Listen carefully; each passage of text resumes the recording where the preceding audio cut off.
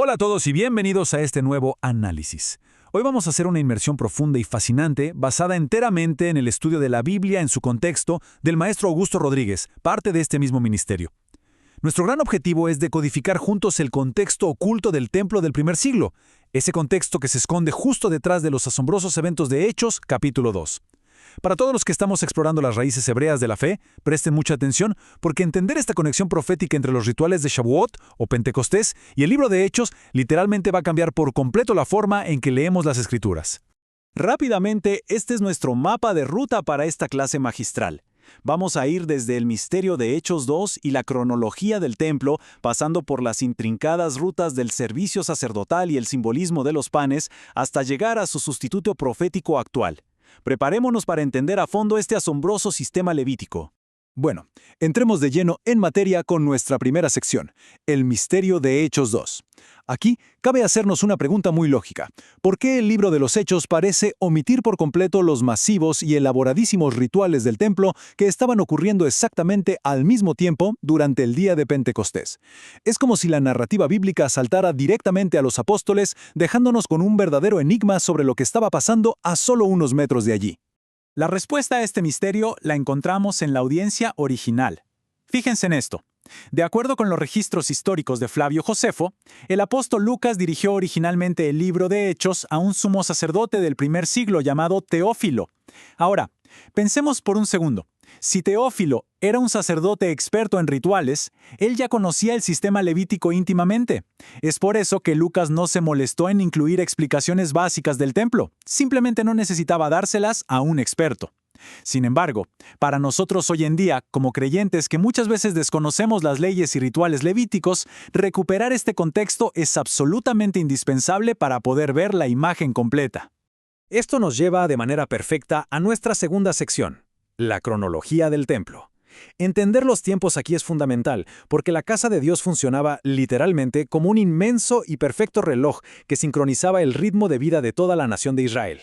Vamos a ver este calendario hora por hora. El día de Pentecostés arrancaba con una precisión divina exactamente a las 9 de la mañana con la ofrenda tamid, que era el sacrificio continuo de la mañana. Luego, justo al mediodía, comenzaban las extensas ofrendas de Musaf, que eran exclusivas para la festividad de Shavuot. Y para cerrar, a las 3 de la tarde, se realizaban los sacrificios vespertinos. Absolutamente toda la vida de la nación orbitaba alrededor de esta rigurosa y estricta cronología. Y esto ilustra brillantemente un contraste visual y espiritual que es increíble. Por un lado, tenemos el estruendoso y sobrenatural descenso del Espíritu Santo que todos conocemos en Hechos 2.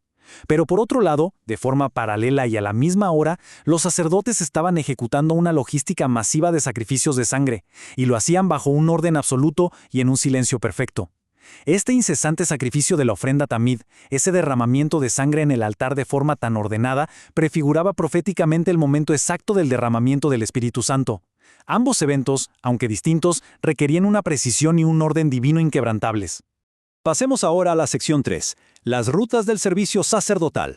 Para entender el significado litúrgico vamos a hacer un recorrido geográfico sumamente vívido que nos permitirá visualizar exactamente cómo operaban los sacerdotes en el atrio del templo. Podríamos mapear esto en 3 etapas secuenciales de servicio para tener un esquema claro. Primero tenemos la rutina de la mañana con la ofrenda tamid. Segundo, viene ese suplemento abrumador del mediodía. Y tercero, llegamos al clímax absoluto de todo este evento, la presentación de los 2 panes. Mantener este marco mental es clave para comprender la enorme cantidad de detalles técnicos que seguían. Ahora, lo interesante de esta diapositiva es este número en pantalla, 24.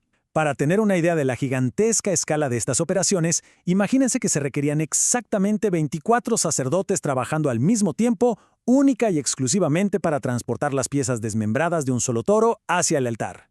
Es realmente alucinante imaginar la logística, la coordinación y el espacio físico necesario para mover animales pesados con ese nivel de precisión.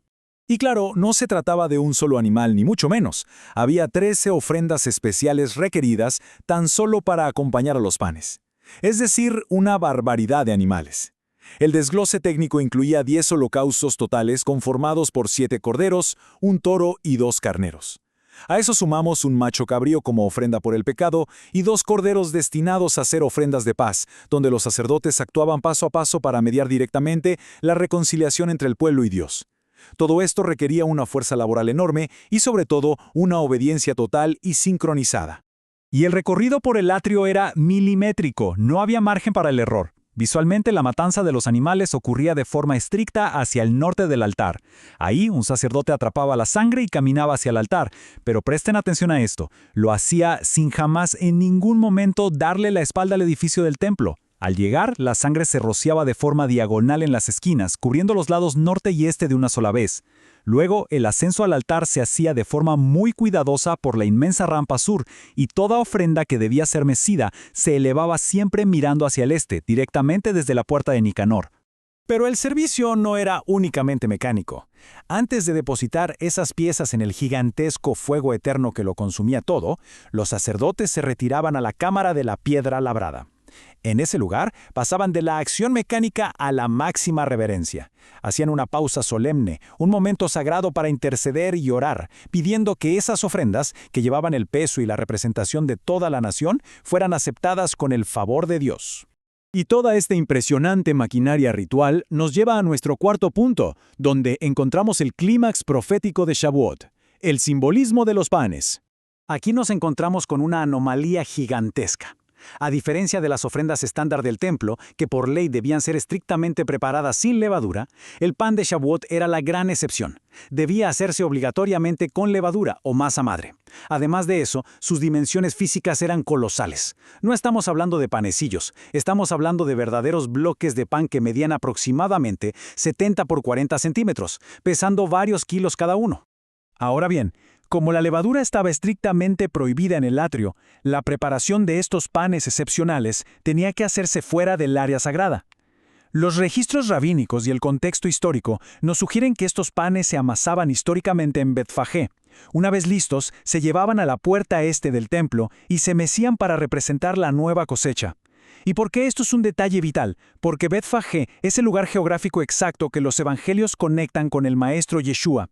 Estos dos enormes panes, impregnados de levadura y presentados ante el templo, simbolizan a la perfección el crecimiento explosivo, la naturaleza y la conformación de la iglesia naciente, que cobró vida ese mismo día de Pentecostés. Finalmente, llegamos a nuestra quinta y última sección, el sustituto profético actual.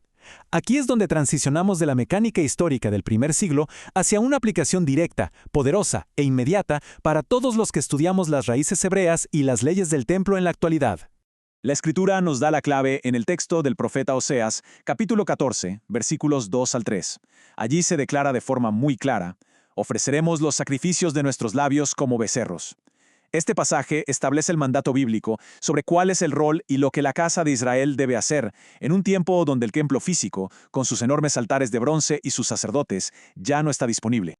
El punto crucial para llevarse a casa es este: repasar, recitar y estudiar diligentemente, paso a paso, todos estos movimientos de los sacerdotes. No es simplemente un ejercicio académico para ganar conocimiento histórico. Para la casa de Israel hoy, pronunciar verbalmente y estudiar con reverencia estas acciones precisas actúa como el sustituto espiritual y legítimo de las ofrendas físicas del altar. Constituye un cumplimiento literal de la profecía bíblica, transformando nuestro estudio intelectual en un acto de adoración profunda. Para cerrar este análisis, queda una reflexión provocativa. ¿Cómo el hecho de mapear estos intrincados y antiguos movimientos del templo transforma por completo nuestro entendimiento del libro de los Hechos? La próxima vez que leamos sobre ese viento recio y el fuego en el aposento alto en Pentecostés, será imposible no recordar también el absoluto silencio sacerdotal a pocos metros de allí, el orden perfecto, los inmensos sacrificios de holocausto y los dos grandes panes con levadura siendo mecidos frente a la puerta este. Esperamos que este estudio haya ampliado la perspectiva y sirva de inspiración para seguir escarbando en las fascinantes raíces hebreas de nuestra fe. ¡Hasta la próxima!